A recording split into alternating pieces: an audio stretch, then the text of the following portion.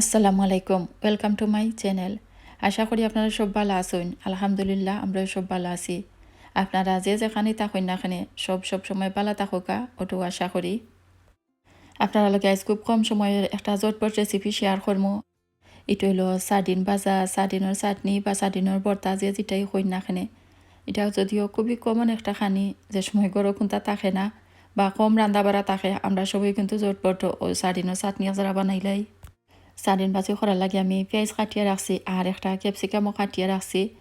আর সার্ডিনটা একটু পরিষ্কার করে রাখছি, এখানে তার মাঝে ফইর থাকে আর ভিতরে কাটা থাকে, ওটা কিছু বাছিয়ে ফেলাই আমি গুঁড়া করে রাখছি। আর তো মশলা লাগবো, তেল লাগবো, লবণ লাগবো, রসুন ফলিয়ে রাখছি। আর কেউ চাইলে ধনিয়া পাতা, কাঁচামরিচ এটাও দিতে পারবা। সবেও জানেন প্রায় এই সার্ডিন ভাজা করতা। এরপরেও যারা নতুন বা একটু বুঝরা না তারার লাগে এই ভিডিওটা। তেল গরম করে লাইছি আর তেল গরম করিয়া আমি রসুন ফলিয়া রাখছিলাম ও রসুন দিলাইছি। রসুনের পেস্টও দিতে পারবা। রসুন একটু লাড়িয়া আমি পেঁয়াজ ফলিয়া রাখছিলাম ও পেঁয়াজ ফলা দিলাইরাম। এরপরে লাড়িয়া সারিয়া পেঁয়াজ ব্রাউন করে ভাজিলাইমো। লবণও দেওয়া লাগবো পরিমাণ মতো। আমি 3টা টিনের সার্ডিন দিয়ে করলাম, ওটা লাগিয়ে ওলাখান বুঝিয়া দিমো। দেখতে পারটা পেঁয়াজ কিছুটা ব্রাউন হয়ে গেছে।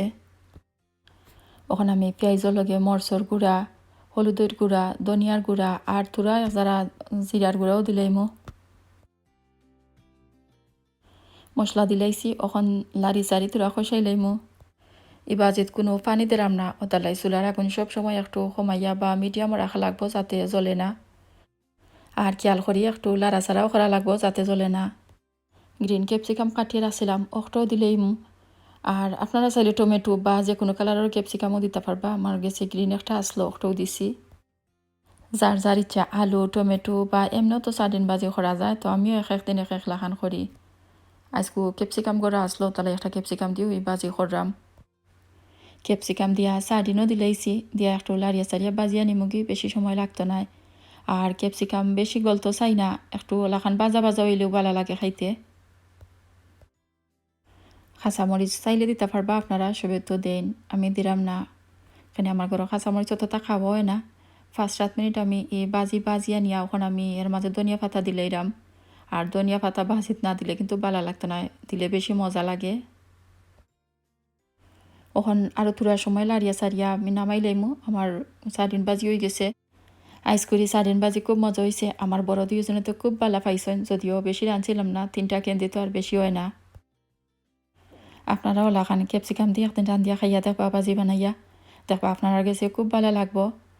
আর প্লিজ আমার রেসিপিটা বা ভিডিওগুলো ভালো লাগলে লাইক দিবা, শেয়ার করবা আর কমেন্ট করে জানাইবা কিলা লাগছে।